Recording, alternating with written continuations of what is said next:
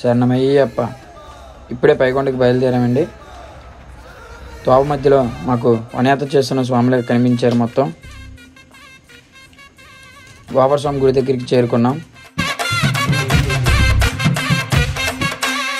గణపతి అనుమతితో తాండవమేద్దాం, తకదిమి తకజనులకు పేటాడేద్దాం.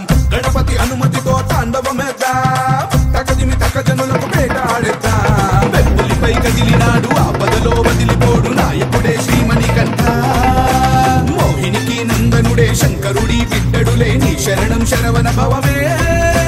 కలిగాలిని బంధించి విజయాన్ని అందించి వరమిచ్చి స్వరూప స్వామి పంప్ చేసుకుని నిలకల బస్ స్టాండ్కి బయలుదేరాం.